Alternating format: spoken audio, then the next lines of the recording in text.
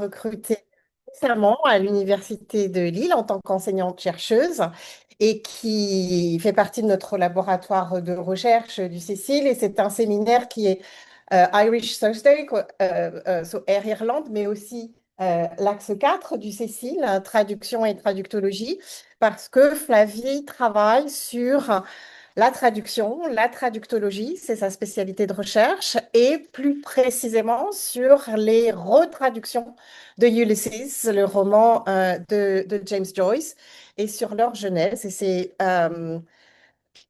ces recherches s'intéressent, d'après ce que j'ai pu comprendre en regardant un petit peu ce qu'elle a fait, aux traductions collaboratives, donc à plusieurs mains, aux dynamiques président à la retraduction, qu'est-ce qui fait qu'on décide un jour de retraduire un texte, à la critique génétique, je pense que tu vas en dire un mot, voilà, et plus généralement, elle travaille sur le corpus joycien.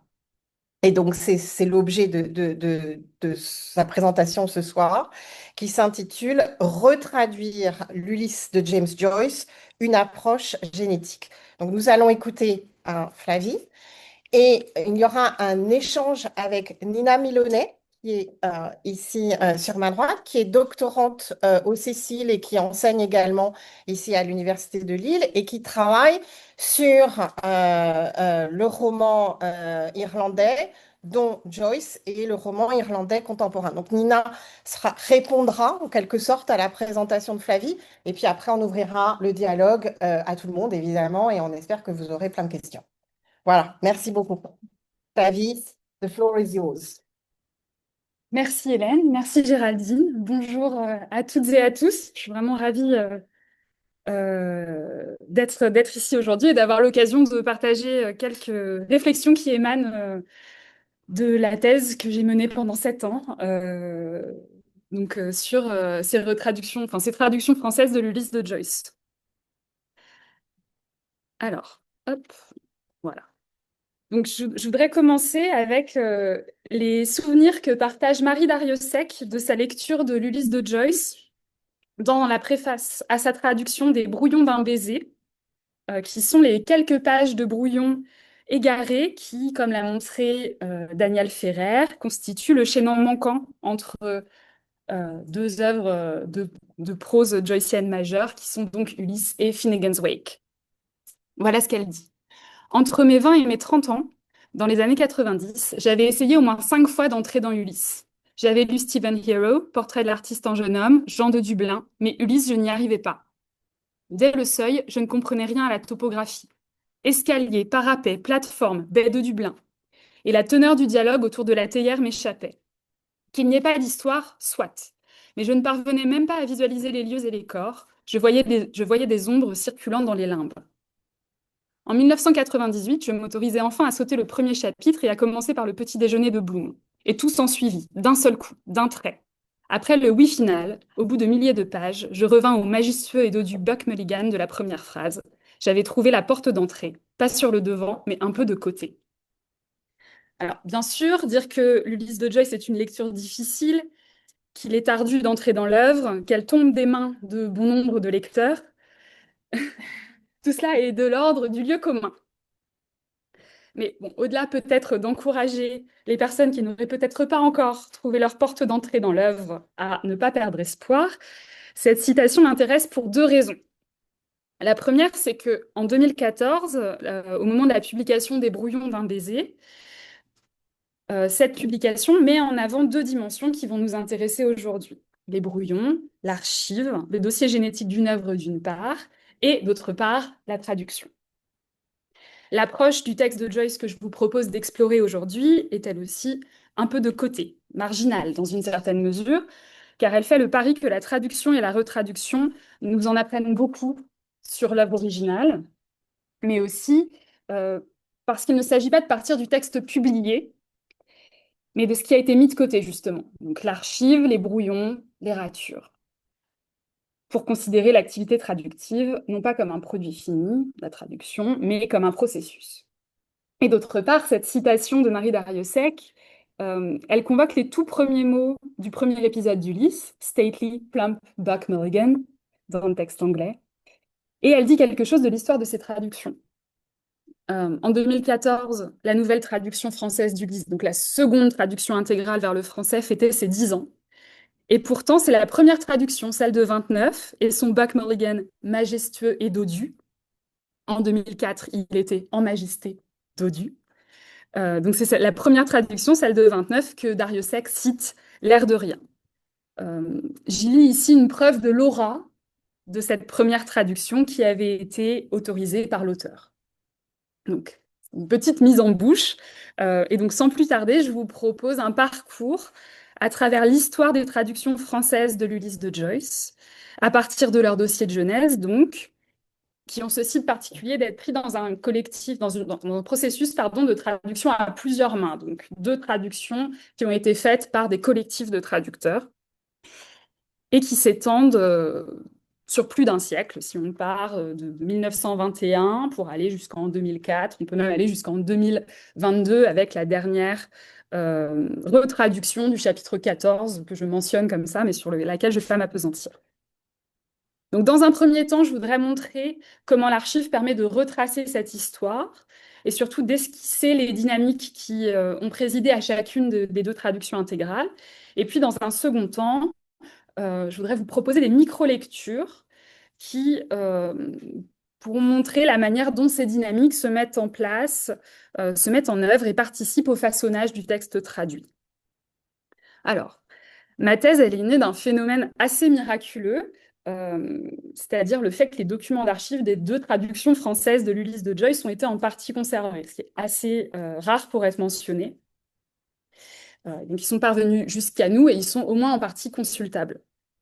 Depuis une quinzaine d'années, l'application du cadre de la critique génétique, donc qui s'intéresse originellement aux manuscrits d'écrivains, d'auteurs, euh, donc l'application du cadre de cette critique génétique au texte traduit a généré un engouement pour l'étude des processus traductifs, à tel point qu'en 2021, Suzanne Pickford parle du tournant archivistique de la traductologie. Donc ma thèse s'inscrit dans ce tournant-là. C'est une démarche qui a permis d'aller à la rencontre des traducteurs à partir des traces qu'ils ont laissées derrière eux aux différentes étapes de leur travail. Dans son article intitulé Les deux corps du texte, qui est paru dans ce superbe numéro consacré à la traduction de la revue de critique génétique Genesis, Fabienne Durand-Bogart rappelle que pour Antoine Berman, aller ainsi au traducteur représentait un tournant méthodologique essentiel.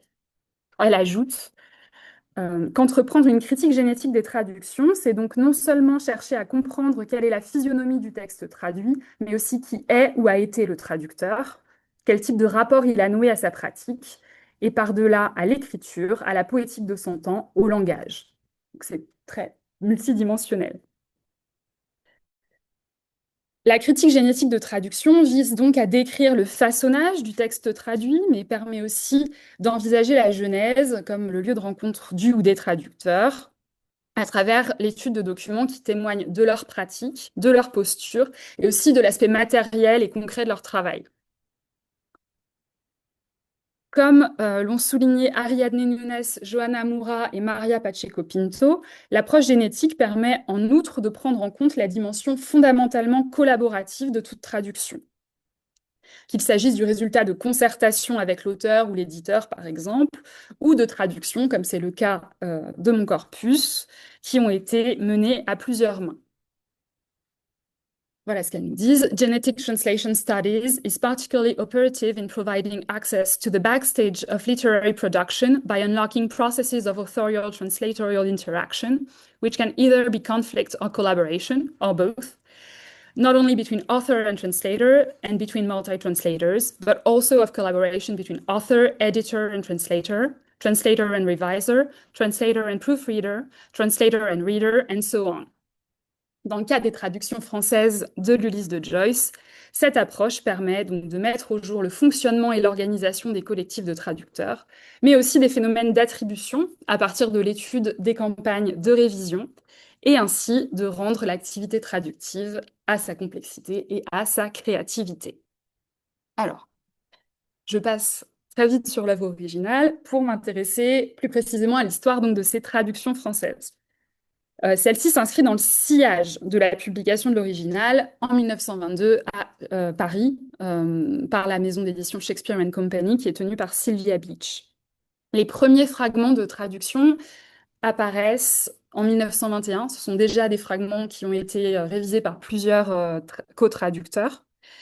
Donc en 1921, préalablement à la publication de l'œuvre, lors d'une conférence donnée par Valérie Larbaud pour présenter Ulysse au public français dans la perspective de sa publication. Il faudra attendre 1929 pour que la traduction intégrale voie le jour, mais quelques extraits sont publiés en revue et constituent d'ores et déjà une partie du dossier de Genèse, puisqu'on peut les considérer comme des états de traduction qui ont été sauvegardés par ces publications, en quelque sorte. Alors, l'archive, elle est également constituée de documents d'ordre privé qui n'étaient pas destinés à être publiés. Et la forme de l'archive telle qu'elle est conservée, elle nous en dit déjà long sur le statut de cette traduction comme sur celui des traducteurs. Donc, le dossier de Genèse, qui est parcellaire et que j'ai reconstitué, est constitué de documents qui sont conservés aux États-Unis, donc pour une part au Harry Ransom Center de l'Université du Texas à Austin, et pour une autre des documents de la James Joyce Collection of Papers, eux-mêmes constituant une partie de la Berg Collection de la New York Public Library. Et on a aussi des fonds français, donc à Paris, la bibliothèque Jacques Doucet, le fonds, la Maison des Amis des Livres, qu'on retrouve à l'IMEC, donc en Normandie, l'Institut Mémoire de l'édition contemporaine, et quelques documents également à la médiathèque Valérie Larbaud de Vichy. Donc j'ai eu le plaisir de voyager beaucoup pour trouver tous ces documents. Quand on regarde le nom des fonds, on se rend compte que ces documents-là, ils doivent leur conservation au grand nombre des collaborateurs qui ont participé à la traduction, qui, selon la formule consacrée que vous retrouvez là-haut, formule qui a été d'ailleurs particulièrement débattue, cette traduction qui a été réalisée par Auguste Morel, assistée par Stuart Gilbert et entièrement revue par Valérie Larbaud et l'auteur. Les fonds portent ainsi les noms de Valérie Larbaud, de l'auteur lui-même, d'Adrienne Monnier, dont la Maison des Amis des Livres a joué un rôle déterminant dans la vie littéraire parisienne de l'entre-deux-guerres, et de Stuart Gilbert, qui, outre la publication du premier ouvrage critique sur Ulysses, a par la suite mené une florissante carrière de traducteur littéraire du français vers l'anglais. On remarque toutefois que le nom d'un des collaborateurs brille par son absence, et c'est celui d'Auguste Morel. Auguste Morel, qui était un jeune homme dont les traductions paraissaient excellentes à Larbaud, et que ce dernier avait suggéré à Joyce en tant que traducteur potentiel, alors que Larbaud lui-même renonçait à traduire Ulysse. D'après une lettre à André Gide, datée du 25 janvier 1921, je cite, « À part Claudel, comme traducteur de poésie anglaise, Larbaud n'avait jamais rien vu d'aussi bien. » Et donc l'institutionnalisation des archives nous dit ici quelque chose de la mémoire de la traduction et des traducteurs.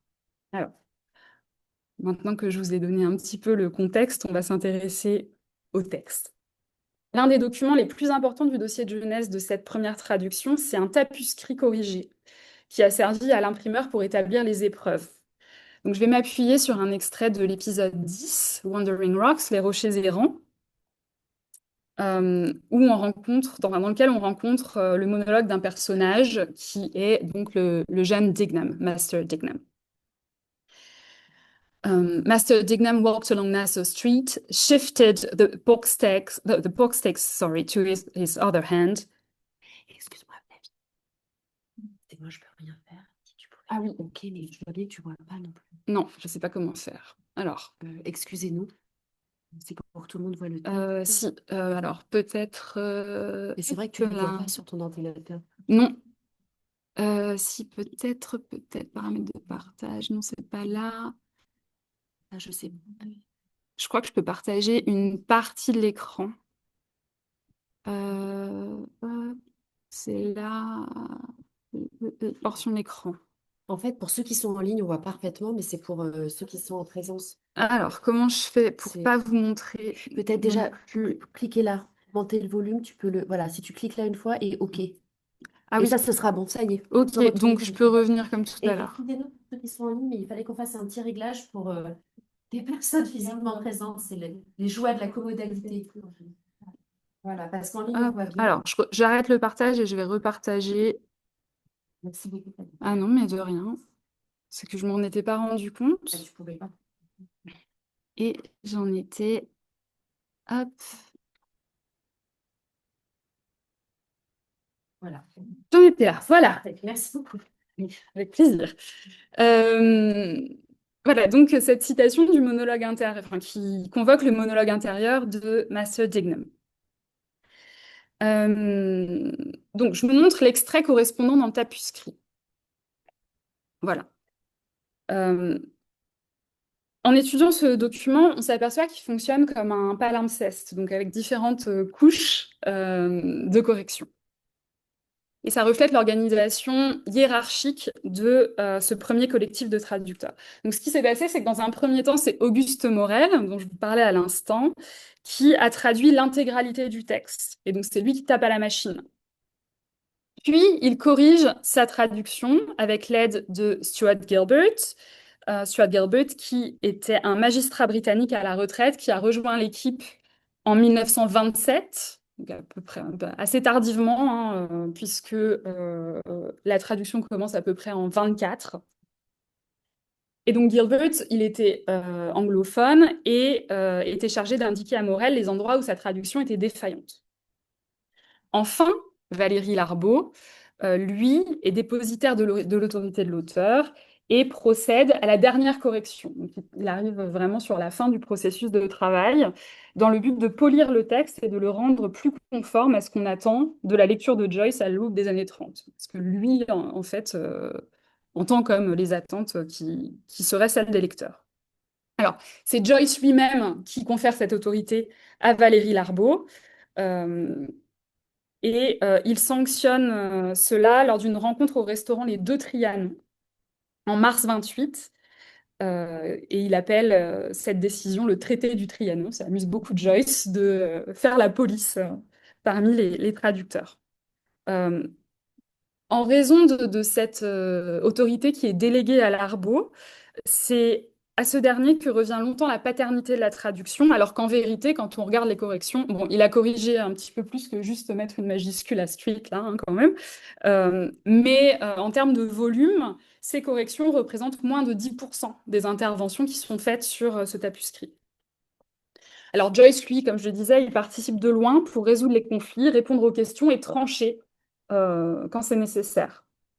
Donc, post-traité du Trianon, Larbaud souligne ce rôle dans cette lettre qu'il adresse à Joyce le 2 octobre 28. Donc on peut lire I know from Miss Monnier, donc Adrienne Monnier qui publie la traduction, that you are managing the torture of acting as empire between the translators and me. I imposed it upon you, but that was, I think, the only means of having the thing well done. I do not mean to defend my own interpretation in any case. Still, here are a few notes on some points that gave me much to think about, or about which I still have some doubts. Il n'entend pas imposer son interprétation, mais il pense quand même que c'est lui qui fera la meilleure traduction. Ça nous donne une petite idée de l'attitude de Larbaud par rapport à ses co-traducteurs. Concernant les éclaircissements du texte source que Joyce lui-même a fait, c'est en général plutôt Gilbert qui va servir d'intermédiaire entre les traducteurs et Joyce. Ça, il le raconte dans la préface à son étude critique, la première, hein, sur Ulysses. Voilà ce qu'il dit. I made a point of consulting Joyce on every doubtful point, of ascertaining from him the exact associations he had in mind when using proper names, truncated phrases, or peculiar words, and never passing the French text unless I was sure we had the meaning of each word and passage quite clear in our minds. Ça, c'est quelque chose que Régis Salado a souligné. Gilbert, il entre dans l'équipe de traducteurs en 27 par la petite porte et petit à petit, il s'impose rapidement comme l'exégète officiel hein, du texte joycien, ce qui sera sanctionné avec la publication donc, de son ouvrage James Joyce's Ulysses, A Study. cet ouvrage qui est très inspiré d'un document qu'on trouve au Harry Ransom Center, qui sont les notes que Gilbert a prises sur la traduction. Alors, à la lecture du tapuscrit seul, donc je vous remets le tapuscrit, voilà, c'est difficile de savoir dans quelle mesure Gilbert est intervenu, parce que sa main n'apparaît jamais.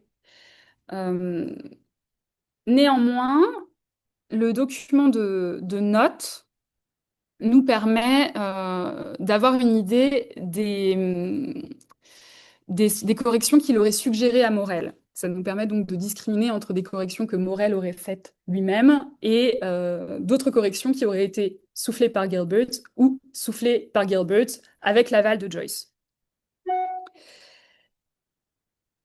Donc si on reprend notre exemple, on a le feuilleton 57 là, du tapuscrit, et quand on prend les notes de Gilbert, on trouve, on trouve donc 57, c'est le numéro du feuillet, master, qui correspond au mot qui est raturé, dans un premier temps pour la première occurrence, et ensuite pour la deuxième occurrence, on a quel, point de suspension, JJ.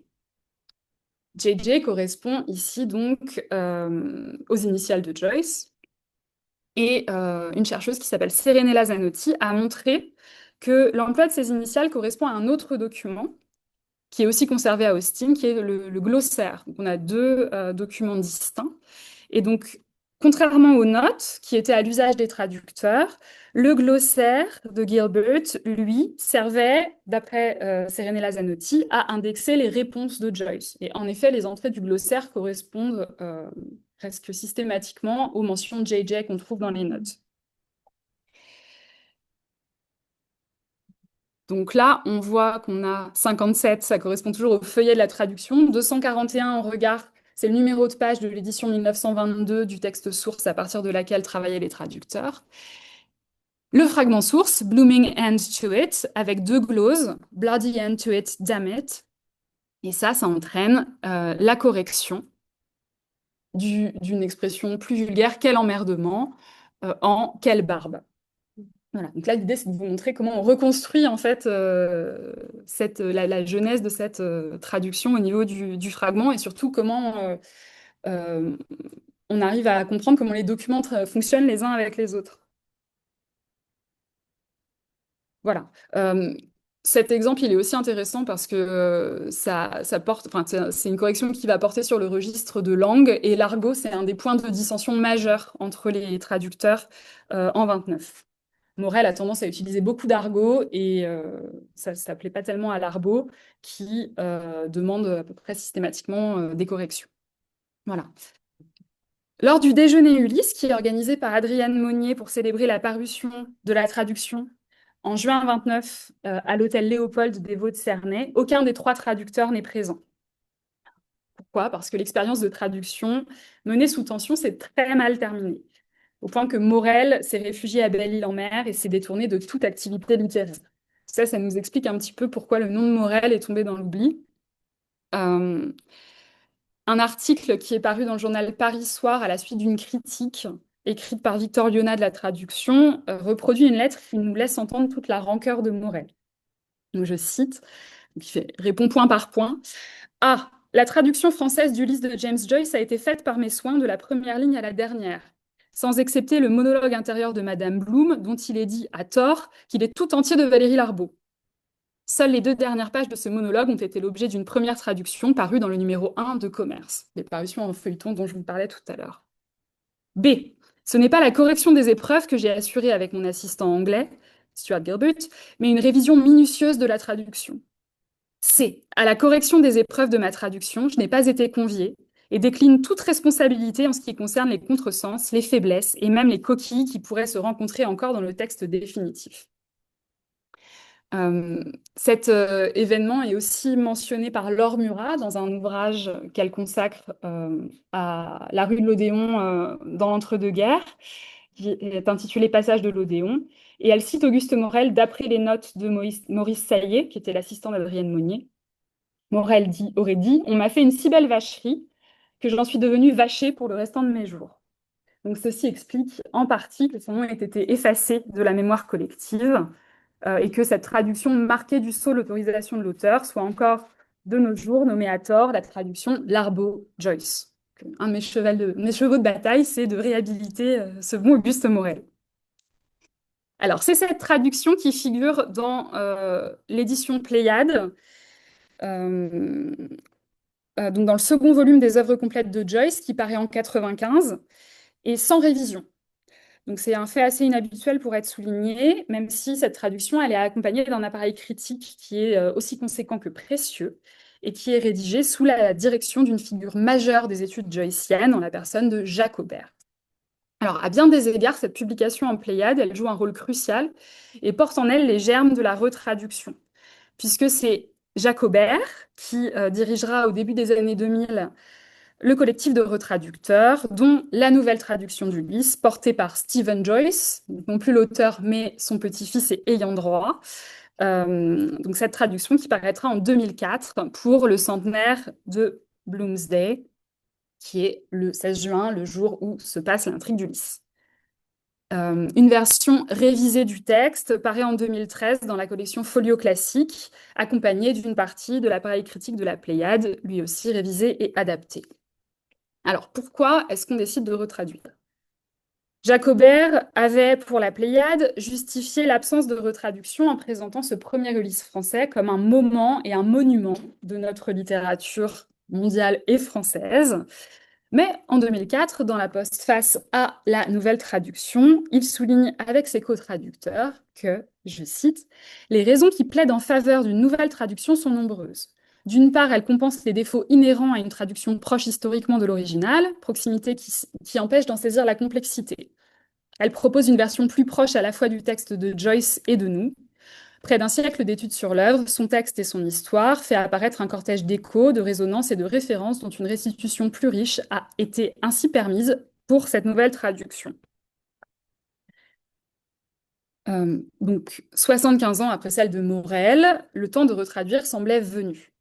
La traduction à plusieurs est justifiée aussi comme un moyen d'assurer la restitution de l'épaisseur, de la densité et de la complexité du texte joycien, dont le collectif entend accentuer l'étrangeté en proposant une traduction au plus près de la lettre. Alors, le projet original, qui était justifié par la variété stylistique de l'œuvre, qui est composée de 18 épisodes, c'était qu'un traducteur différent prenne en charge chaque épisode afin d'en rendre pleinement la variété stylistique. L'archive, c'est un petit tableau que j'ai reconstitué à partir de ce qu'on trouve dans l'archive qui garde la trace de nombreux changements au sein de l'équipe. Donc initialement, elle avait quand même pour base, et c'est les noms que vous avez en gras, les universitaires qui avaient participé à l'établissement de l'appareil critique de la Pléiade. Michel Cuisin, André Topia, Marie-Danielle Vorst, Jean-Michel Rabaté et Daniel Ferrer, sous la direction de Jacques Aubert, auxquels se joignaient d'autres noms, Patrick Drevet, Jean Pavant, Tiffaine Samoyau, Joanny Moulin, Marc Poré, Sylvie Doiselet, Bernard Höpfner ou encore Valère Novarina. Le collectif sera finalement composé de 8 membres, donc il y a eu beaucoup de changements, parmi lesquels donc, on retrouve 4 universitaires joyciens, toujours qui ont participé à la Pléiade, 3 écrivains, donc Tiffaine Samoyau, Sylvie Doiselet et Patrick Drevet, et Bernard Höpfner, qui était traducteur professionnel. Cette répartition entre les différents corps de métier, elle avait pour but de répondre aux exigences du texte. Au niveau de l'organisation, c'est assez différent puisque cette fois, chaque traducteur est chargé d'un ou plusieurs épisodes qu'il traduit individuellement. Le travail est ensuite relu systématiquement par Jacques Aubert et parfois par d'autres membres du collectif qui peuvent faire des suggestions, mais que le traducteur qui est chargé de l'épisode est libre ou non d'intégrer à son texte, puisque c'est lui qui demeure responsable de la traduction. Donc, ça éclate un petit peu l'œuvre. Le but, c'est d'éviter de donner un tour trop idiosyncratique, ça c'est des mots de Jacques Aubert, à l'ensemble du texte traduit. Mais ce type de travail, ça exige quand même l'établissement de lignes directrices dans un premier temps et dans un second temps, une phase qu'ils ont appelée une phase d'harmonisation pour que l'œuvre conserve quand même son unité. Alors, pour ce faire, ils se réunissent plusieurs fois à l'Université de Lyon 2, dans un premier temps pour discuter de ces principes généraux et des problèmes que leur pose le texte, qui sont très nombreux. Donc ça, c'est à peu près 4 rendez-vous entre octobre 2001 et septembre 2002. Et puis, dans un second temps, pour harmoniser les échos, les répétitions, les reprises à l'échelle de l'œuvre, ils mettent en place 8 réunions entre janvier 2023 et janvier 2003, pardon, et novembre 2003, n'importe quoi. Euh, donc, hormis les récits, quelques récits qui sont publiés par les traducteurs, les archives de cette traduction demeurent inédites et confidentielles. C'est Jacobert lui-même qui a confié, il y a une douzaine d'années, 4 boîtes, ces 4 grosses boîtes Colissimo, qui contiennent ces papiers. Et ces archives, on peut les trouver à l'Institut des textes et manuscrits modernes, à l'École normale supérieure à Paris. Jacobert les a confiés à Daniel Ferrer dans le but qu'ils puissent être étudiés. Et c'est la raison d'être donc de mon travail. Donc, ces boîtes contiennent des documents de nature très, très diverses. On a des tapuscrits corrigés, des notes de réunion, des listes d'harmonisation d'expressions qui sont répétées, la revue de presse, la correspondance avec les traducteurs et même le dossier de financement pour le CNL. Donc, très, très varié. Ça reflète à la fois le travail individuel des traducteurs et le travail de Jacobert en tant que directeur du projet. L'archive, elle est malgré tout lacunaire, puisque là, on a l'archive de Jacobert, mais on imagine que chacun des traducteurs a, dans un coin certainement, ses propres documents qui peut-être un jour pourront être consultés. J'ai quand même eu la chance d'avoir accès à la correspondance personnelle de Bernard Höpfner, donc sa correspondance électronique, qu'il a eu la générosité de me confier en février 2015. C'est important parce qu'Höpfner, il a traduit à lui seul un tiers de l'œuvre, avec Tiffaine Samoyo qui a traduit un autre tiers. Et donc, dans ces échanges, on a véritablement une mine d'or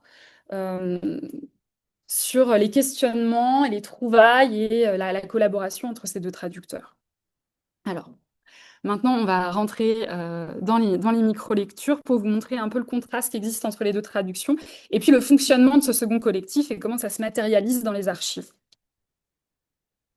Donc, je reprends mon exemple de Des Rochers errants. Et dans un premier temps, l'impact de la présence des universitaires qui ont d'emblée à l'esprit les caractéristiques stylistiques de l'œuvre. Donc, pour ici, la restitution du monologue intérieur, qui est un trait stylistique majeur de l'œuvre de Joyce.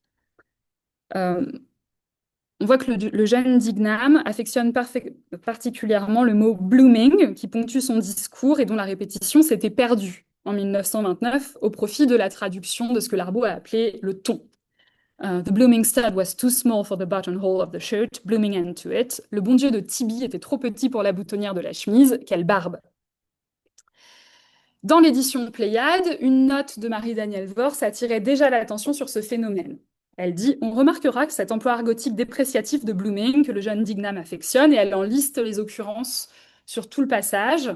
To blooming dull, traduit par trop tannant. The whole blooming time, toute la sacrée sainte journée. The blooming thing, ce sacré machin. » Et donc en creux, elle commente le manque de cohérence de la traduction de 29. Alors chez Aubert, quand on regarde cet état de la traduction, on remarque qu'il met en gras le fragment source, blooming, 2 fois, hein, dans le corps de sa traduction. Et donc, il va porter une attention particulière à ces phénomènes d'emblée. Il choisit dans un premier temps le polyptote foutre, foutu, qui, sans doute jugé trop vulgaire, sera remplacé dans le texte final par diable, ce diable de bouton de colle, et qu'il aille au diable, qui préserve l'effet du texte source. Alors, il montre aussi un souci de cohérence, puisque pour les 3 autres occurrences, il traduit par diable, diablement 2 fois. To blooming dull, trop diablement barbe.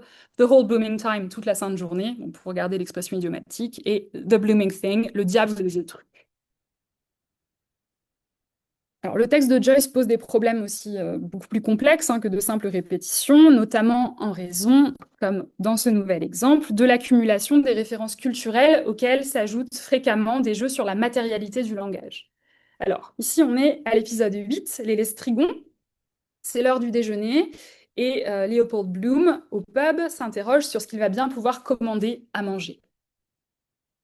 Sardines on the shelf? almost state them by looking. Sandwich, ham and its descendants, mustard and bread there.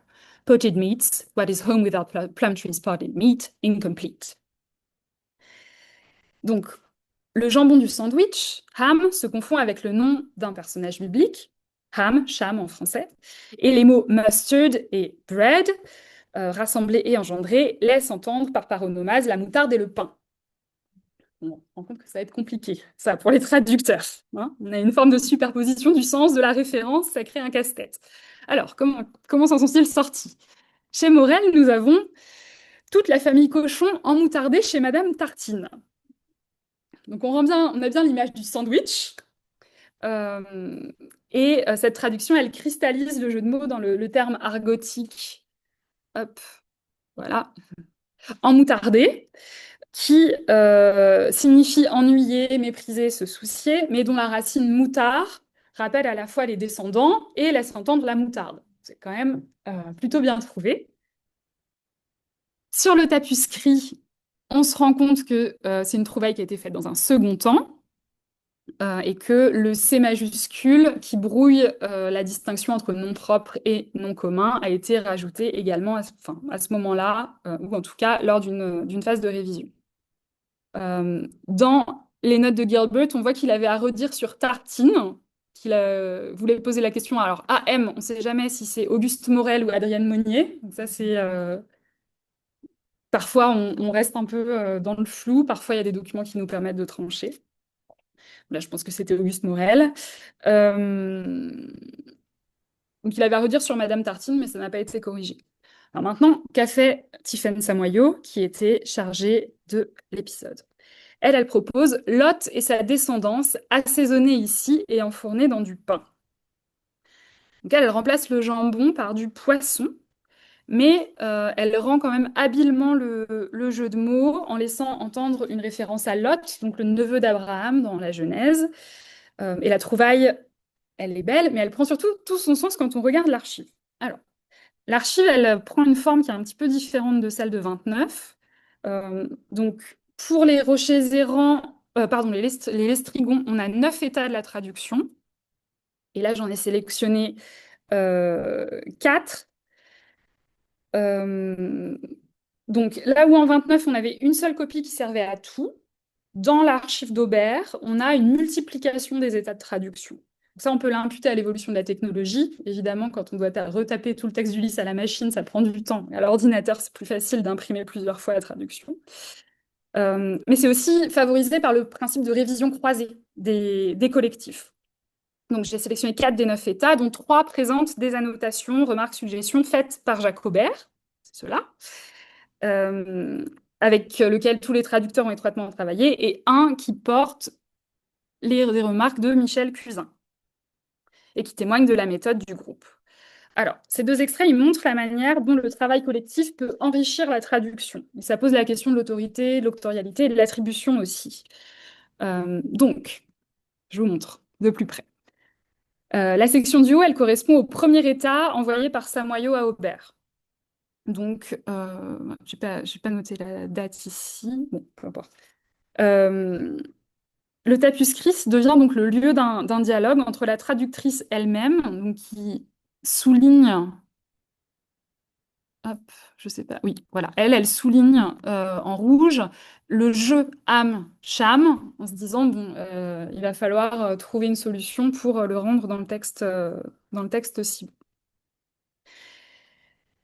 Jacques Aubert, lui, il intervient, il propose Lot et sa descendance dans ses remarques interlinéaires en vers, et à partir des éléments qu'a proposé Tiffaine Samoyau, on se rend compte que la trouvaille, en fait, elle n'est pas de Tiffaine Samoyau, mais elle est de Jacques Aubert. Et la proposition, elle est ensuite intégrée dans un état ultérieur, Lot et sa descendance, et validée par la notation marginale de Michel Cusin, qui dit pas mal, entre parenthèses, qui rappelle le texte source. Ah, mais c'est descendant. Donc ça, c'est un exemple qui illustre bien les vertus du travail à plusieurs, mais les suggestions ne sont pas toujours intégrées. Donc, je vous donne un des exemples que j'aime bien, qui est extrait de Calypso, donc l'épisode du petit déjeuner de Bloom. Bloom cuisine un rognon de porc pour son petit déjeuner et il utilise un cliché pour décrire la manière dont il le retourne dans la poêle. And turned it turtle on its back. L'expression en anglais est complètement de l'ordre de la catagrèse. On voit plus la tortue, on voit simplement le mouvement de retourner le rognon. En 29, on a il le décolla et le retourna sans dessus-dessous. Donc quelque chose d'assez équivalent en termes d'effet. Mais en 2004, et c'est quelque chose qu'on retrouve très souvent dans la traduction de 2004, on a une volonté de traduire à la fois l'expression idiomatique et l'image, qu'on renonce à choisir. J'impute ça, dans une certaine mesure, à la posture de l'universitaire qui veut transmettre à tout prix toutes les dimensions du texte. Néanmoins, quand on regarde les archives, on a cette proposition intéressante de Bernard Höpfner, entre les deux lignes, où lui propose 100 tortues dessous sur le dos. Là, on est un cran au-dessus, comme vos réactions le laissent un peu entendre, dans la créativité. Donc lui, il voulait aussi conserver le fond et la forme, mais dans une proposition plus ramassée, qui sans doute a été jugée trop audacieuse pour intégrer la nouvelle version de l'épisode 4. C'est plus audacieux d'ailleurs que ce qu'on trouve dans le fragment source. Voilà.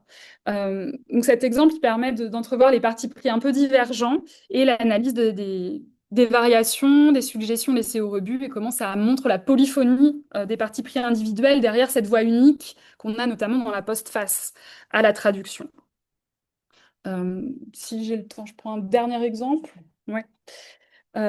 Qui va être celui de l'établissement de principes généraux qui sont essentiels pour définir le projet de traduction. Donc ça a donné lieu à des négociations d'ordre similaire. Bernard Höpfner mentionne dans un article qui s'appelle Lycée Ulysse, qui reprend son journal de bord de la traduction, que les discussions ont été âpres sur le degré de francisation des noms propres, des surnoms, des lieux géographiques. Il s'agit tout d'abord de se mettre d'accord sur le travail de sape du langage de Joyce dans ce livre, et ensuite de mesurer jusqu'où nous devrons poursuivre ce travail de sape dans la traduction. Il mentionne que Patrick Drevet a presque réussi à les convaincre que les noms de lieux doivent être traduits, mais nous profitons de son absence lors de la réunion suivante pour faire marche arrière. Et on trouve des exemples dans les notes de réunion hein, et dans la correspondance. Donc ici, Featherbed.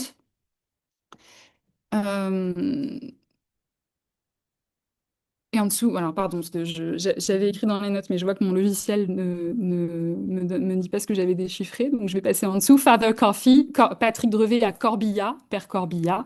Réponse possible pour les noms propres en commun. On traduit quand on peut. Queen's Theatre, Théâtre de la Reine, Patrick, par exemple. C'est encore Patrick hein, qui voulait que les noms soient traduits.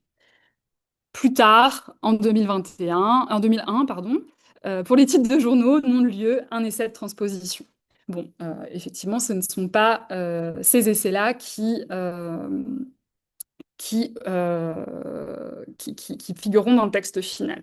Alors, hop, j'avais pour vous l'exemple de Blazes Boylan, qui est le surnom de l'impresario de Molly Bloom avec lequel elle trompe son mari. Et donc, je vais passer un petit peu vite, mais on voit... donc là, l'idée, c'était de vous montrer aussi le type de documents qu'on trouve dans l'archive. Donc là, on a une lettre au collectif, le cas majeur de Blazes Boylan. Il est surnommé ainsi parce qu'il emploie très fréquemment l'expression «come on to Blazes». Donc on a à nouveau un flou entre le nom commun et le nom propre, qui est difficile à traduire. C'est un problème de traduction, Blazes Boylan, qui se pose assez systématiquement tout au long des 4 ans qu'il aura fallu au collectif pour traduire Ulysse. Et donc, on a, je vais passer un petit peu vite, mais plusieurs variantes qui interviennent. Donc là, le problème est développé par Jacobert dans son Tapuscrit des Rochers errants, mais Marie-Danielle Vors, elle commente quand elle relit, elle dit moi, dans Calypso, j'ai mis Braise Boylan, Boylan la braise. On trouve dans les notes manuscrites Boylan, trop anglais, on prendra Boylan avec le i et Blaze, Blaze.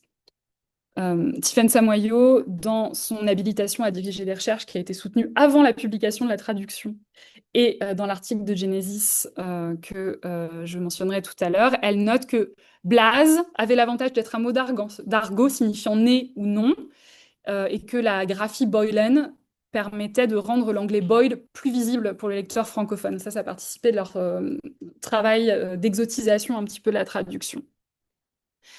Euh, En 2003, on trouve dans ce compte-rendu d'harmonisation que Blazes Boylan devrait devenir Boylan la Braise. Mais bon, finalement, en septembre, Jacques Aubert et Bernard Höpfner ne sont plus si sûrs. Jacques, je ne me souviens plus pourquoi nous avons décidé de mettre Boylan au lieu de Boylan. Peux-tu me le rappeler? Et Jacques Aubert répond, une idée de Tiphaine, et elle, l'idée, bien sûr, ne m'emballe pas vraiment. Je suis plutôt pour garder Boylan.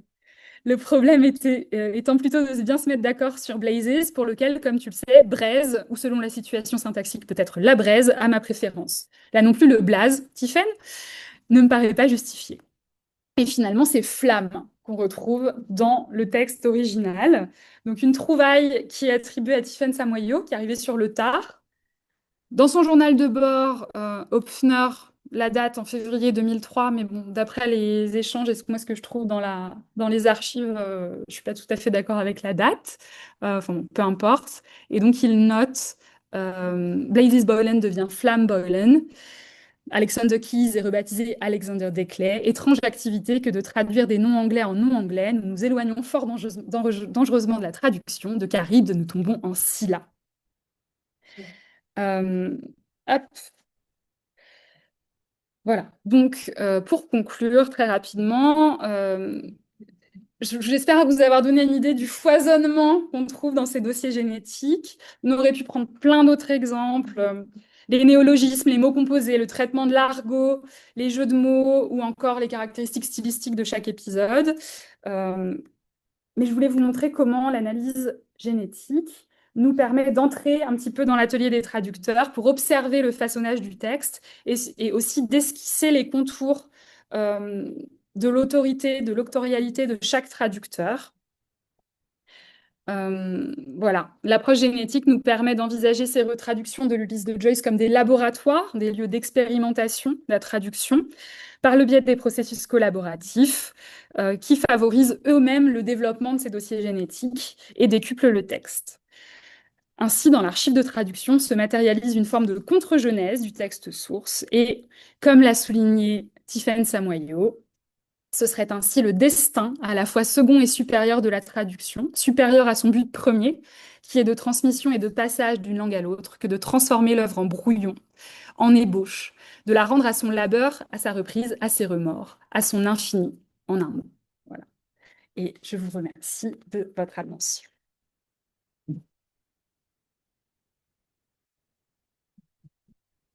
Merci beaucoup Flavie, vraiment un grand merci.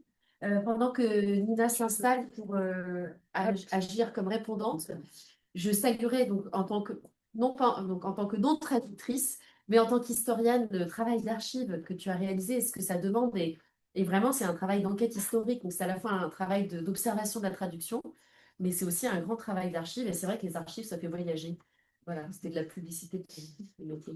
Merci beaucoup. Donc, on écoute Nina. Peut-être que tu peux arrêter le partage. Voilà. On verra bien tout le monde. Et puis, Nina, si vous décalez un tout petit peu l'écran, on va vous voir toutes les deux. Merci beaucoup. Et puis, moi, je vous dirai si en ligne, il y a des questions. Merci. Merci beaucoup Flavie pour ta communication. Donc si ça te convient, je vais surtout te poser des questions parce que je pense qu'il y en a beaucoup. Et après, j'ouvrirai les questions également aux étudiants et aux étudiantes présents. J'ai été frappée dans ta présentation, moi qui suis pas forcément très adepte de la critique génétique, en tout cas en ce qui concerne la traduction, de la ressemblance quand même, parce que même si c'est pas mon cœur de métier, la génétique, je suis forcément confrontée à cette pratique. J'ai été frappée par la ressemblance entre les épreuves des traductions et les épreuves du texte original. Il y a eu des moments où je me suis dit, ah, mais c'est un extrait des épreuves d'Ulysse, et on dirait, dans les ateliers de traduction dans lesquels tu nous as amenés, qu'on est véritablement aussi dans un atelier d'écriture. Et on dirait qu'il y a au 12 rue de l'Odéon ce qui se passe entre Joyce et Sylvia Beach, et au 7 chez Adrienne Monnier, ce qui se passe avec Larbeau et Morel. Et je me demandais si tu pouvais peut-être nous en dire plus sur les raisons, selon toi, bon, je pense que j'ai quelques hypothèses, mais pour lesquelles on a chez Adrienne Monnier, comme le dit André Topia, un véritable microcosme sans cesse au bord du psychodrame, et c'est terrible, et on s'écrit des réponses dans les journaux, et on se déteste, et on enlève le nom de l'un de l'autre. Tandis que sous la houlette de Jacobert, tout semble plus cordial et même dans les petits emails interposés, on a, malgré les désaccords, quelque chose de enfin, de beaucoup plus agréable en tout cas. Donc je pense que tu peux peut-être nous parler de peut-être la question du nombre de personnes impliquées ou des technologies utilisées ou de l'éloignement géographique, ce genre de choses qui peut-être peuvent jouer là-dedans. Donc voilà, d'abord ça. Je réponds. Ouais. Alors, effectivement, André Sopia parle d'un véritable microcosme sans cesse au bord du psychodrame, et c'est un peu vrai. Ça commence dès la séance qui est préalable à la publication, où c'est Léon-Paul Fargue qui doit traduire des extraits, puis finalement, Larbeau trouve que la traduction n'est pas à la hauteur, donc lui-même retraduit, il passe toute la nuit à le faire, on voit ça dans les lettres, il dit qu'il est très fatigué, enfin, euh, donc tout est toujours un peu dans l'urgence. Et dans cette espèce d'exagération est très très intense. Je pense qu'une des raisons pour lesquelles ça s'est si mal passé, c'est aussi parce que Larbeau devait traduire initialement, il a fait machine arrière, mais il a eu du mal à lâcher sur l'autorité qu'il avait sur le texte. Et, euh, et au départ, Auguste Morel, lui, était très, très admiratif du travail de Valérie Larbeau, qui est quand même un traducteur déjà très, très connu à l'époque. Auguste Morel lui-même dit, d'accord, j'accepte de traduire, mais seulement si Valérie Larbeau enfin, accepte de donner son avis, de relire la traduction. Et puis on voit petit à petit que cet accord de départ entraîne un certain nombre de conflits parce qu'ils n'ont pas du tout la même vision du texte. Et ils n'ont pas non plus la même autorité. Morel n'est pas du tout reconnu, il n'a pas la même stature que Larbeau. Puis après, Stuart Gilbert arrive et puis lui-même met son petit grain de sel. Euh, Auguste Morel, il part pendant tout un moment traduire à Belle-Île-en-Mer. Ça induit un certain nombre de conflits parce qu'évidemment, c'est beaucoup plus difficile quand on doit s'envoyer des lettres. Il dit que la poste passe une seule fois, qu'il doit marcher plusieurs kilomètres pour aller à la poste, déposer les lettres qu'il envoie à Adrienne Monnier pour poser ses questions, etc. Donc on se rend compte aussi que les moyens de communication ne facilitent pas la collaboration entre les traducteurs, là où évidemment au début des années 2000 on commence à voir les emails, etc. Même si dans les archives il y a quand même des choses un peu amusantes où on voit que certains obtiennent une adresse email pour la première fois, apprennent à se servir de la technologie. Il y a des disquettes aussi dans les archives. Donc, bon, ça peu importe, c'est l'ordre de l'anecdote, mais les moyens de communication permettent quand même une collaboration beaucoup plus fluide.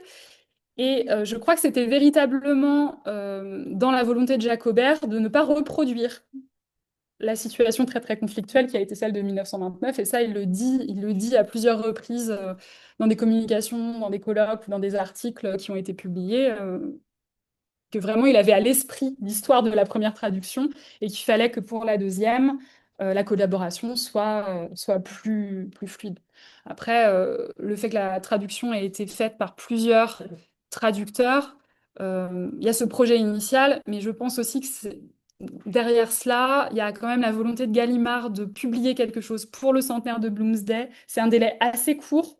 Finalement, la première réunion, c'est le 30 octobre 2000. La traduction, elle doit être publiée en juin 2004, dernier délai, pour traduire Ulysse, qui est un roman très touffu, qui fait, selon les éditions, entre 800 et 1000 pages. C'est quand même un peu court.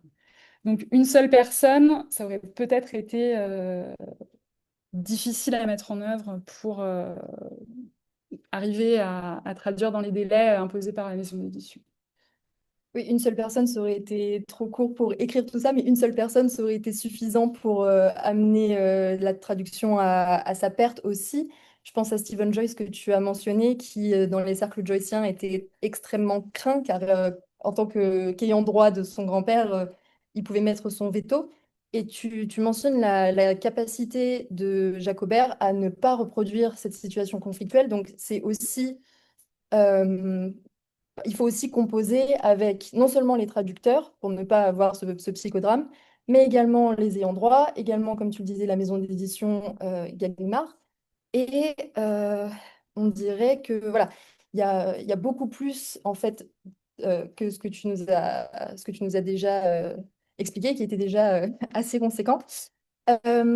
Et malgré tout, dans cette édition qui a été retraduite, et tu as dit que tu voulais pas t'appesantir dessus, mais j'aimerais bien que tu t'appesantisses, il y a un chapitre qui n'est pas retraduit, c'est le chapitre 14, Les bœufs du soleil, et on garde dans la traduction Aubert la version de Morel.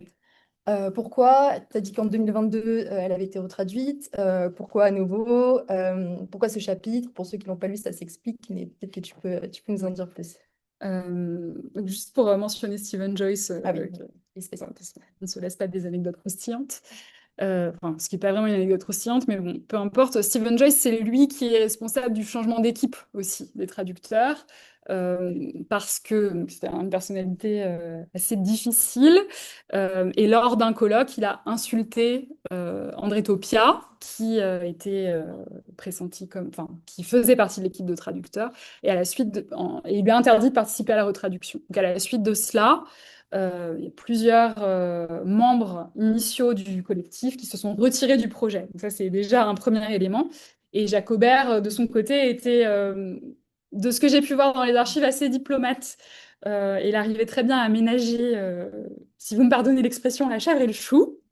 Il est fait mention d'un certain nombre d'appels avec Stephen et son épouse Solange Joyce, où il est laissé tout à fait donner leur avis, euh, en arrondissant un petit peu les angles, mais il y a certains endroits de la traduction qui ont dû être modifiés parce que Stephen Joyce avait décidé de mettre son grain de sel. Ça, c'est le premier élément de réponse à ce que euh, à ce que tu mentionnais. Par rapport aux Bœufs du Soleil. Alors, les Bœufs du Soleil, c'est l'épisode 14. C'est un épisode qui se passe dans une maternité où on va être avec les personnages dans une petite salle où on va parler de la naissance d'un enfant, d'une dame qui est en train d'accoucher. Donc, le travail est très, très long. Et l'épisode est écrit dans un style très particulier, qui est une suite en fait de pastiches qui mime l'avènement de la littérature de langue anglaise. On part de traduction, enfin d'un pastiche de traduction du latin jusqu'à un style très très contemporain, en passant par toute l'histoire de la langue anglaise, donc, Sterne, Dickens et j'en passe. Donc ça, évidemment, ça va poser beaucoup, beaucoup de problèmes quand on va retraduire, parce que qu'est-ce qu'on fait? Est-ce qu'on est-ce qu'on traduit en mimant le pastiche qui a été celui de Joyce, ou est-ce qu'on essaie de l'importer dans notre culture? Euh, voilà, ça pose beaucoup, beaucoup de problèmes. Morel s'y est attaqué. Et pour la deuxième traduction, effectivement, on retrouve la traduction de Morel, Gilbert et Larbeau au milieu des épisodes retraduits. Qu'est-ce qui s'est passé? Les retraducteurs, eux, dans leur postface, défendent ce choix en expliquant que ça permet d'inscrire au sein même de la traduction l'histoire de cette traduction française d'Ulysse, ce qui est un argument qui s'entend et qui est une très jolie pirouette quelque part. Dans les faits, on l'a vu tout à l'heure sur le tableau que j'ai montré, dans l'archive, on voit qu'il y a plusieurs personnes qui ont été pressenties pour traduire. Dont Tiffaine Samoyo, qui, dans l'élan d'avoir traduit le Cyclope, les Sirènes et Pénélope, se dit je vais m'y atteler. Et en fait, tout simplement, c'est très très difficile et elle n'a pas le temps. Le coup près du calendrier tombe et donc elle décide de le garder en l'état comme ça avait été décidé initialement. Enfin, initialement, après la reconstitution de l'équipe à 8 traducteurs. Et on a effectivement une nouvelle traduction seule, qui est paru en 2022, je vais y arriver avec les dates, qui est de Jean-Paul Oxemery. C'est une traduction qui met en regard le texte original et le texte traduit. Donc ça, c'est un dispositif qui change un peu le rapport à la traduction, hein, qui permet de s'appuyer en fait sur le texte original. Et surtout, à ce moment-là, lui, c'est libre de droit. Stephen Joyce est décédé en 2020. Donc, la dynamique dans l'écosystème du monde éditorial et des études joyciennes a un petit peu changé aussi.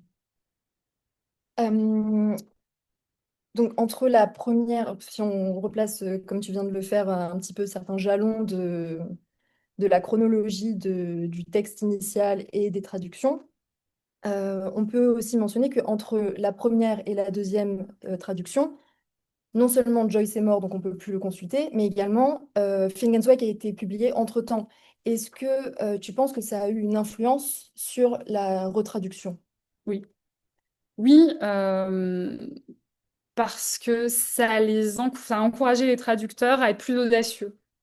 Ça leur a permis de faire des choses que peut-être les premiers traducteurs ne se sont pas autorisés. Je pense à la traduction des mots composés, par exemple.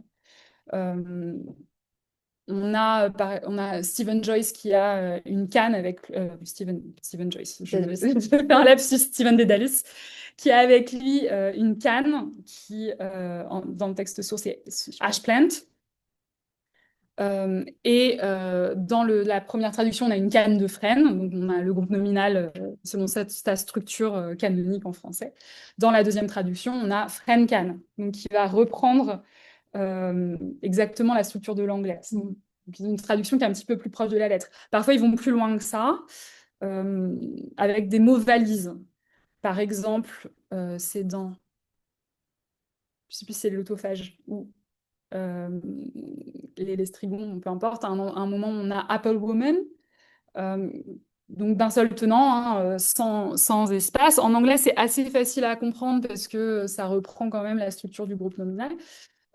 La première traduction traduit marchande de pommes. La deuxième, c'est pomme marchande. Donc en un seul mot, P-O-2-M, marchande.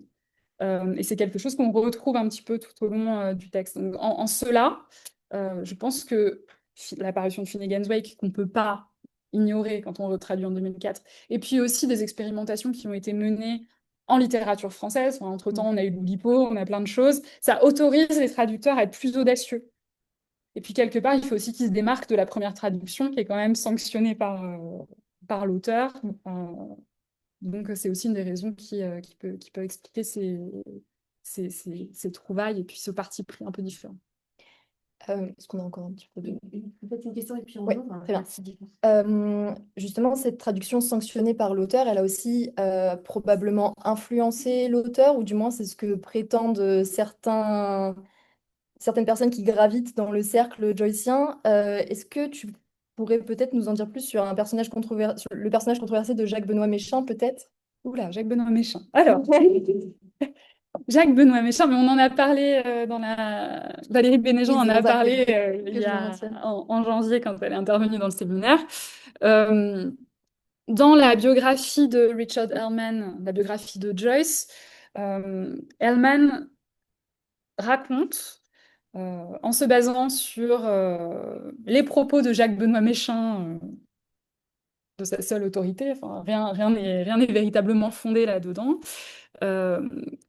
que Jacques Benoît Méchain a participé, ça c'est vrai, aux premiers essais de traduction pour la séance de 1921. Et qu'en lisant la traduction de l'extrait final de Pénélope, donc la dernière page en fait du roman de Joyce, il aurait trouvé que la dernière phrase tombait un peu à plat et suggéré de rajouter ce oui final. Idée que Joyce aurait trouvé fabuleuse et donc qui aurait influencé donc, la présence du yes final prononcé par Molly Bloom.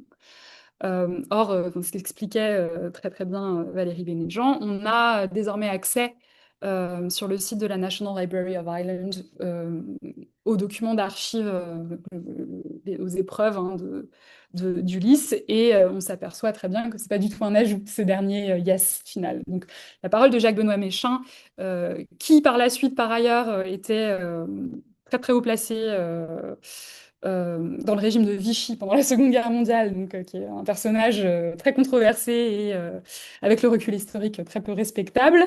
Euh, on peut remettre sa parole en doute, et puis l'hypothèse que faisait aussi Valérie Bénéjean, c'était que tout ça arrive après qu'il ait été gracié à la suite de ses agissements pendant la Seconde Guerre mondiale, et donc peut-être il s'agissait un peu de redorer son image.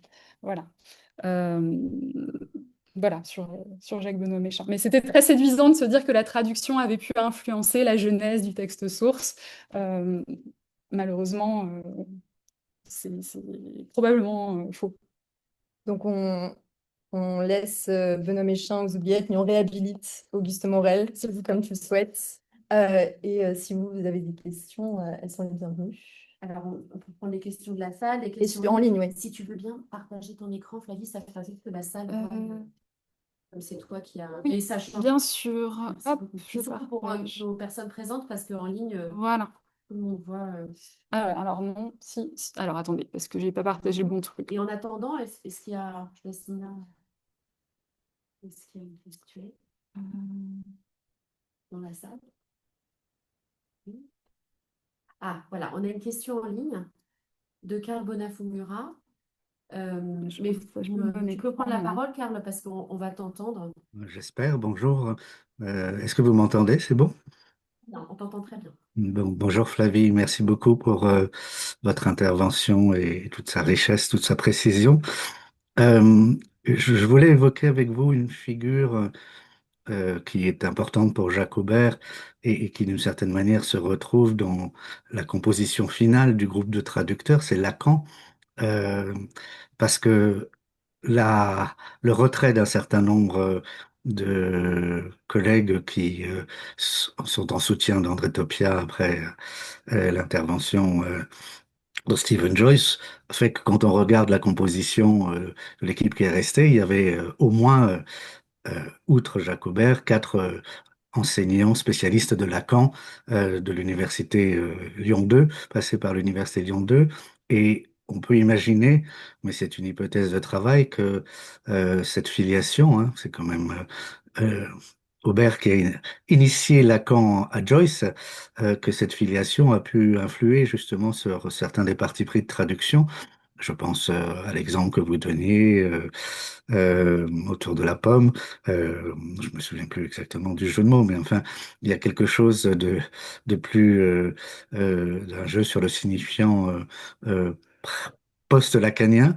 Et je me demandais si vous avez trouvé des traces de de cette figure tutélaire dans les archives que vous avez explorées, dans les notes, dans les comptes rendus de séances, enfin, d'une manière ou d'une autre. Euh, alors oui, donc effectivement, quand on regarde la composition, ça je suis passée un petit peu vite là-dessus, mais c'est vrai que pour le dire à l'Assemblée ici, donc Marie-Danielle Vors, Pascal Bataillard, euh, et j'en oublie un, enfin en tout cas c'est Cusin, donc Cusin. Michel Cusin, oui voilà. Donc, Michel Cusin était un collègue de Jacques Aubert à l'Université Lyon 2, et Marie-Danielle Vors et Pascal Bataillard, des étudiants de Jacques Aubert. Donc c'est effectivement une petite équipe très resserrée de Lyon 2. Euh, Lacan n'est jamais, alors très rarement mentionné nommément, enfin en tout cas dans les traces que j'ai moi, si ça se trouve, il a été mentionné en réunion, très probablement d'ailleurs.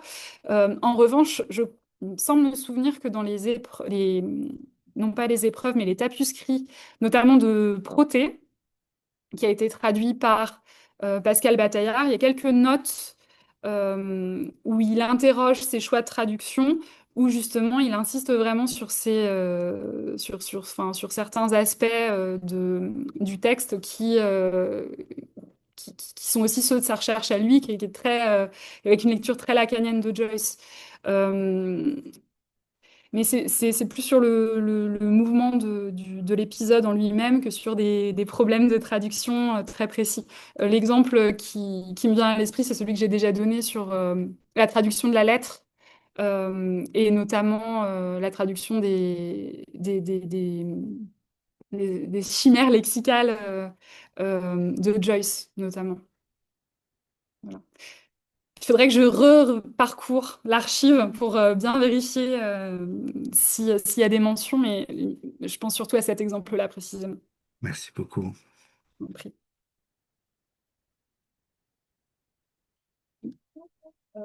Merci beaucoup pour la présentation, c'est très intéressant. Je voulais juste savoir, du coup, vous avez fait beaucoup de travail de recherche, si vous avez réussi à communiquer directement avec tous les traducteurs du deuxième projet, parce que vous avez eu des mails, du coup, certains, du coup, je pense que ça va juste savoir si vous avez directement parlé à Bachel, et le reste de la réseau.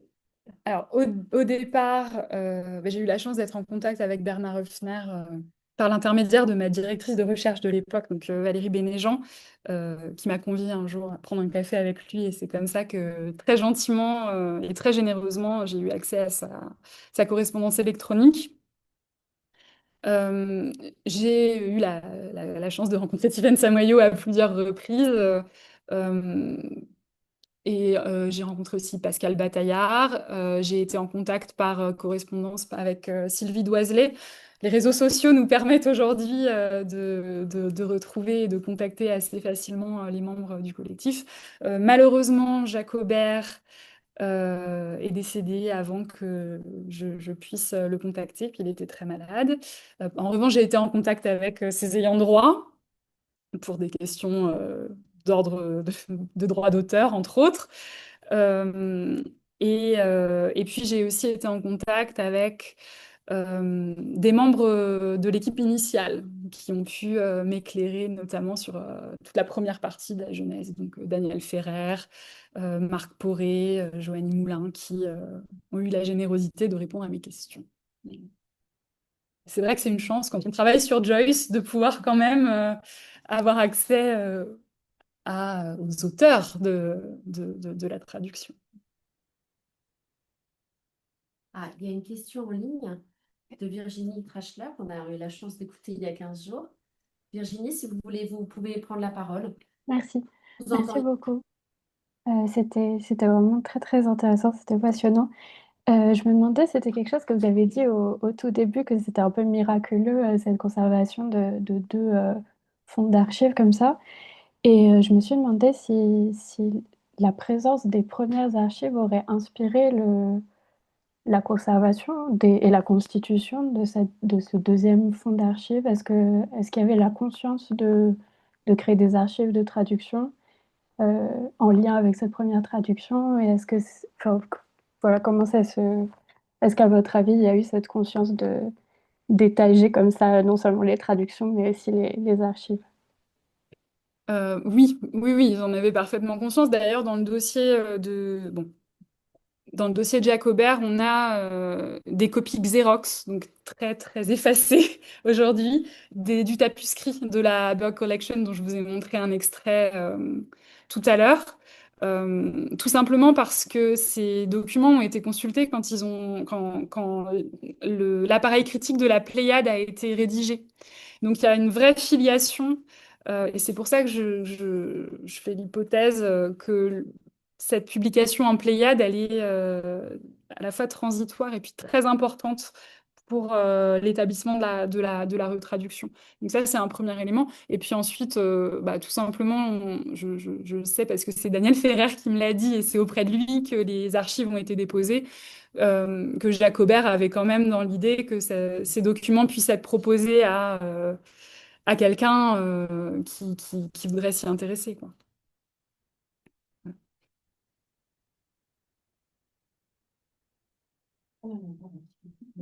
J'ai deux questions qui me viennent, mais qui tournent toutes autour, on va dire, du paratexte et du discours qui met un petit peu en scène la traduction, en fait. D'une part, sur ce fameux Pléiade, pour ce que j'ai pu constater, souvent, justement, l'appareil critique de la Pléiade ne s'intéresse pas tant que ça à la traduction, et plus c'est le texte, l'auteur. Donc, il y a très peu de choses, y compris dans les notes ou dans les notices, qui tournent autour de la traduction. Donc là, est-ce que c'est une exception? Et est-ce qu'ils en parlent vraiment, voilà, pour le remettre un petit peu, puisqu'ils ont choisi de la garder, donc je suppose qu'il y a quand même quelque chose. Et mon autre question, ce serait, entre ce qu'on trouve dans les archives et ce qu'il y a comme paratexte autour de la deuxième traduction, est-ce qu'il y a des choses qui sont un peu passées sous le tapis? Est-ce qu'ils ont cherché à mettre en scène cette nouvelle traduction d'une manière ou d'une autre, lui donner un visage particulier, voilà, entre les infos que tu as dénichées et celles qui sont ouvertes, enfin, livrées au public? Voilà, est-ce qu'il y a des petites différences? Ah, vaste sujet. Concernant l'appareil critique de la Pléiade, alors effectivement, c'est très centré sur le texte, l'auteur.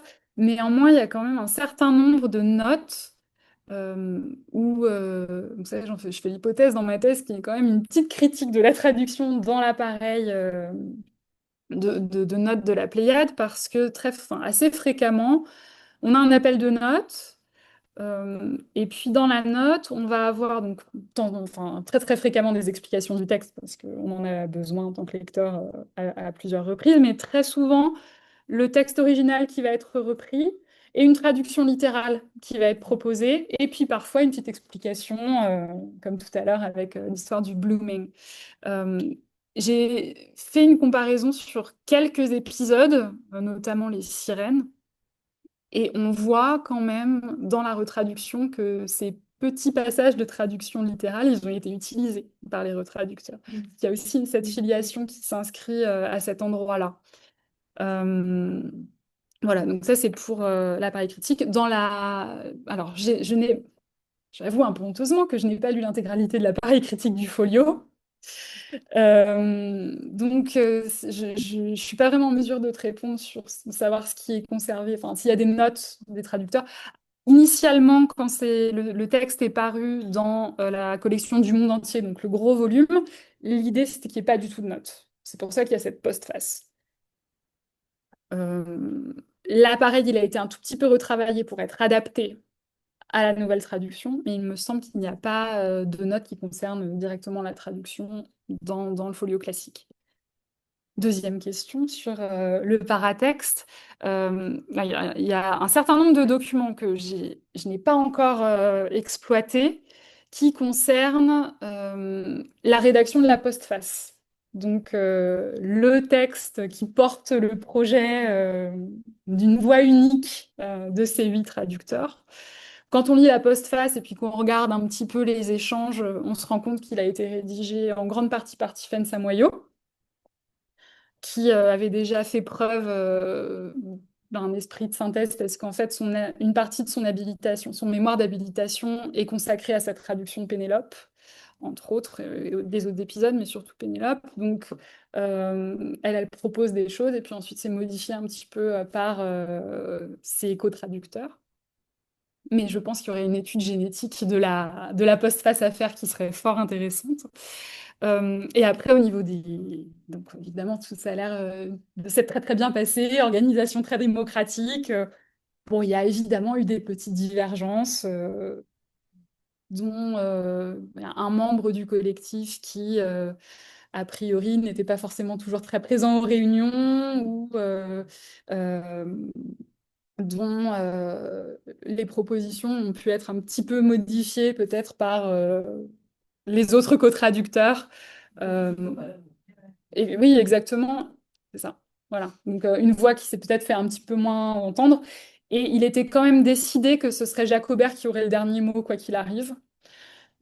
Pas autant que Valérie Larbaud, dans un esprit un petit peu plus démocratique et plus collégial, mais contractuellement, c'était Jacobert qui devait trancher. Donc, il me semble que pour les épisodes que cette personne a traduits, c'est ce qui s'est passé. Voilà. Ce qui est assez amusant avec l'appareil critique que tu mentionnais du folio, c'est qu'il y a énormément de notes de la traduction qui sont elles-mêmes des traductions d'un ouvrage qui s'appelle Ulysses Annotated de Gifford. Donc les notes incluses dans la traduction sont elles-mêmes des traductions de notes. Ce qui est ouais, assez amusant.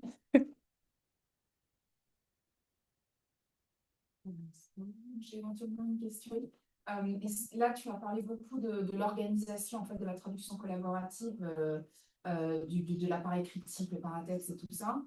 Est-ce que dans toutes les archives, les mails que tu as pu consulter, il y a des choses aussi qui relèvent de la relation humaine entre les traducteurs et les traductrices? Parce que pour avoir un tout petit peu d'expérience de la traduction collaborative, je sais qu'il y a des choses qui se passent aussi en dehors, type des biais de confirmation, voire confirmation de l'erreur parfois, parce que le texte s'éloigne un peu, puis voilà, on peut parfois confirmer un truc faux, parce qu'on est plus une personne que l'autre, à ce moment-là, au moment T de la réflexion.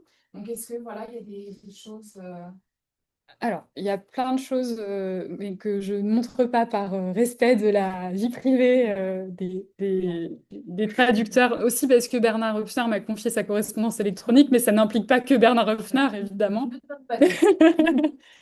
Euh, mais bon, on voit, ne serait-ce que dans la teneur des messages, que effectivement certains étaient plus proches les uns des autres qu'avec d'autres membres du collectif, ça c'est sûr. Je pense qu'il y a aussi certaines personnes qui maîtrisaient très mal l'outil informatique et donc qui n'apparaissent pas autant dans l'archive, enfin, dans les documents que j'ai pu consulter, parce qu'il y en a dans la nature, c'est sûr. Euh, Ce serait d'ailleurs formidable d'en ramasser d'autres. Mais ça, c'est un projet que je vais mener, que je vais continuer de mener. Au niveau des... en fait, c'est une question qui est très complexe parce que la phase d'harmonisation, elle a donné lieu à beaucoup d'échanges qui prennent des formes très diverses et qui impactent rétrospectivement l'intégralité du texte. Parce qu'il prenait, enfin c'est Bernard Höpfner qui s'en est beaucoup chargé, ou lui, parce qu'il a traduit Circé, qui est l'épisode 15, qui reprend beaucoup d'éléments des 14 épisodes précédents. Donc lui, il s'est chargé de repérer tous les éléments qui étaient répétés et de contacter ses co-traducteurs en disant, moi j'ai traduit ça comme ça, qu'est-ce que tu as fait, comment on harmonise? Gros travail. Et je pense notamment à des documents qui montrent les allers-retours entre lui et Tiffaine Samoyo, où c'est de la négociation permanente. Et puis, bah, moi, j'ai traduit comme ça parce que moi, mes contraintes, c'était ça, ça, ça. Lui répond, ah oui, mais moi, mes contraintes, elles étaient différentes, c'était celle-là, celle-là, celle-là. Puis on essaie de trouver un terrain d'entente. Et de temps en temps, on va vérifier la définition dans le dictionnaire, puis on l'envoie à sa co-traductrice. Et puis, ça se négocie un petit peu comme ça. Alors, j'ai pas d'exemple qui me viennent à l'esprit d'erreurs ouvertement assumées, mais en revanche, il y a beaucoup, beaucoup de négociations qui se mènent. Voilà. Et on voit que Tiffaine Samoyo et Bernard Höpfner ils prennent beaucoup de plaisir à échanger ensemble. Un dissensus. Oui, c'est ça. Et puis parfois, en proposant des traductions un peu farfelues ou voilà, en disant, moi j'ai trouvé ça dans un dictionnaire médiéval, qu'est-ce que tu en penses? Enfin, il y a des choses qui sont vraiment très très amusantes et puis on se rend compte qu'ils sont vraiment très amis, quoi. Donc il y a quelque chose d'un peu chaleureux qui émane aussi de cette correspondance-là. Ça doit permettre de débloquer des situations, des solutions. Et d'ailleurs, de ce que j'ai cru comprendre, cette petite équipe de traducteurs passait de tels bons moments quand ils se retrouvaient à Lyon 2 tous les mois, tous les 2 mois. Et à la fin, ils ont même envisagé de retraduire Finnegan's Wake, ce qui n'est pas arrivé. Non, Pas encore. Eh bien, écoutez, est-ce qu'il y a encore, on a le temps pour peut-être une petite dernière question en ligne, si, s'il y en a une, ou je vois pas de réaction. En même temps, Flavie a eu discutante, exposé, discutante, question en ligne, question en présence. Donc, alors, pardon, Marion, Marion de Californie a une petite question, on t'écoute. Oui, c'est une petite question rapide, mais en plus, je suis arrivée en cours de route parce que j'avais cours, donc j'ai malheureusement pas pu assister au début de votre présentation. Mais oui, je voulais en savoir un petit peu plus sur l'après Flavie. Et donc, je me rappelle l'an dernier, lors de votre exposé auquel j'avais eu le plaisir d'assister pour un poste, vous avez commencé à parler un petit peu de vos projets futurs, mais j'aurais aimé que vous reveniez un petit peu dessus, hein, sur parce qu'il y avait des chapitres voilà, sur lesquels vous vouliez vous pencher, et voilà, quel est un peu l'avenir justement de cette réflexion amorcé dans votre thèse, en fait. Alors, j'ai épluché la majorité enfin, comparer les deux traductions pour tous les épisodes d'Ulysse, ça, c'était déjà un gros travail.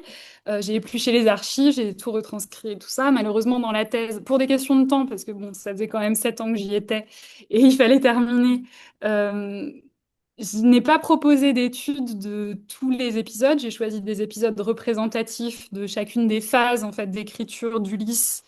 Euh, que j'ai mis en parallèle avec des phases des projets traductifs. Donc, j'ai proposé une étude de Télémaque, des éléments de Calypso, donc les chapitres 1 et 4, euh, les sirènes, le cyclope et Ithaque. Donc, on est sur 5 sur 18. Il y a encore fort à faire. Donc j'aimerais bien notamment enfin, m'intéresser davantage à Pénélope, le chapitre 18, qui est quand même un des morceaux de bravoure de l'ouvrage. À côté de ça, je mène une réflexion sur l'aspect géographique de la matérialité du travail des traducteurs, mais donc j'ai amorcé ça pour une journée d'études qui a eu lieu en juin, où j'essaie de reconstruire les endroits où étaient les traducteurs à différents moments de la traduction pour voir l'impact que, bah, ce paramètre-là a eu sur la collaboration entre ces différents traducteurs. Voilà.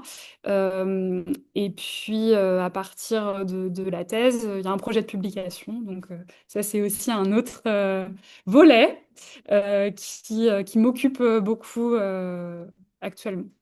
Je fais aussi partie d'un groupe de recherche qui est basé à l'université d'Anvers qui s'appelle le James Joyce in Translation Center, qui regroupe un certain nombre de traductologues joyciens et de traducteurs. Et donc, voilà, moi je travaille plus précisément sur Ulysse, mais il y a un travail qui a été entamé sur les traductions de Dubliners, donc là à l'échelle vraiment de toutes les langues euh, des membres du, du groupe de recherche. Donc ça, c'est aussi un autre prolongement possible. Puis bon, après, évidemment, il y aura les traductions de Finnegan's Wake, auxquelles on pourra s'atteler, mais c'est encore une autre paire de manches. Il y a encore fort à faire avec Ulysse. Merci. Je n'ai pas l'énergie pour le moment. Peut-être pas toute seule, en tous les cas. Déjà,